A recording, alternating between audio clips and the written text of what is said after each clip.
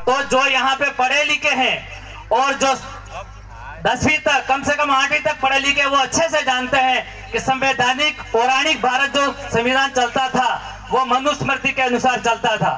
उस समय का संविधान में अपन सब जानते हैं कि ब्राह्मण, क्षत्रिय, वैश्य और शूद्र 4 वर्ण व्यवस्था थी। उसी के अनुसार हमारी कार्य प्रणाली तय की जाती थी। अब ब्राह्मण जो कि भगवान का रूप हुआ करता था, बहुत बड़ा, उससे बड़ा तो कोई था ही नहीं पृथ्वी पे, उसको ही शिक्षा का अधिकार था। और क्षत्रिय ये राज व्यवस्था संभालने का काम करते थे, और वैश्य जो आर्थिक अर्थव्यवस्था के मालिक हुआ करते थे, और लास्ट में आ जाते थे कौन? शूद्र, जो कि इस धरती पे पाप ही थे, ये कहना था ब्राह्मणों का।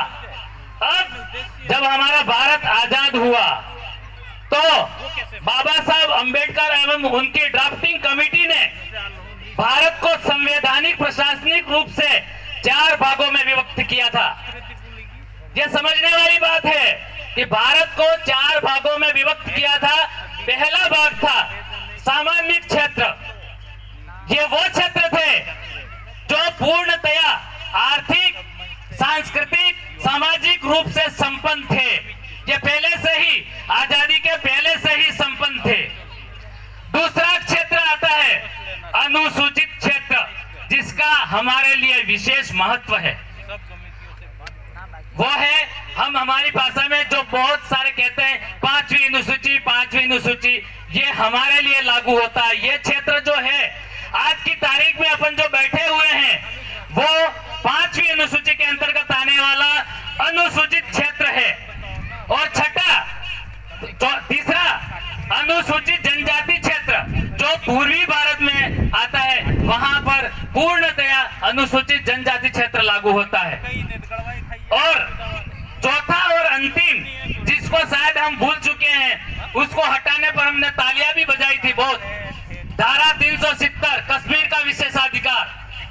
अब साथियों, संभलने वाली बात यह है कि कश्मीर में कुछ की, जैसे हमारे यहाँ पर भी इसी तरह से हो रहा है, वहां पे भी कुछ लोगों की बेवकूफी के कारण कश्मीरियों को जो विशेषाधिकार मिला था संविधान में, उनकी बेवकूफियों, उनकी नाकामियों के कारण वो आज उनसे छीन लिया गया है। और अब देख लेना वहां क्या होने वाला है, उनकी हालत दिन ब दिन बदतर होगी। और साथियों, अगला नंबर किसका है? हमारा। संभलने वाली बात है, 5वीं अनुसूची का ये अनुसूचित क्षेत्र हमारे क्षेत्र में नंबर है। जहां तक बात कहते हैं आरक्षण हटाने की बात चल रही है, ये चल रही है, वो चल रही है, ये सब अगला टारगेट हमारा क्षेत्र है। इसीलिए साथियों, जहां तक हम जो युवा और हमारे कुछ बड़े साथी भी जागरूक हुए हैं, हम जिस मिशन को लेकर चल रहे हैं उसमें आप सभी को जुड़ने की जरूरत है। नहीं तो जो बड़े बड़े राजनेता बने फिर रहे हैं, बड़े बड़े ऑफिसर बने फिर रहे हैं, फिर कहीं के नहीं रहोगे। जो कोई कर्मचारी गण हैं, अगर उनको लगता है कि हम बहुत बड़े ऑफिसर हैं, तो आपका नंबर आ चुका है। आप ऑफिसर से फिर वहीं आ जाओगे गले में हांडी लटकाने वाले दिन। इसलिए समझ जाइए और इस मुहिम का हिस्सा बनिए, इस मिशन का हिस्सा बनिए। और इससे एक दूसरी बात बोल के मैं अपनी वाणी को विराम दूंगा। अभी भी बात आई थी कि हमें हमारी संस्कृति को बचाने का भी सोचना है। अब एक बहुत बड़े ब्राह्मणों के गुरु थे जिन्होंने अखंड भारत बनाया था। कहते हैं वास्तविक अखंड भारत था। उनका क्या कहना था कि राजनीतिक रूप से वो ये कहते थे कि किसी भी धर्म, समुदाय, जाति का अगर अस्तित्व खत्म करना है, उसको जड़ से मिटा देना है, तो उसकी संस्कृति पे प्रहार कर दो। और यही हमारे साथ हुआ है कि हमें अच्छी अच्छी तड़क भड़क वाली ड्रेसें दे दी है, हमें सूट बूट बना दिया है, और इस तरह से हम हमारी मूल संस्कृति से दूर हट गए हैं।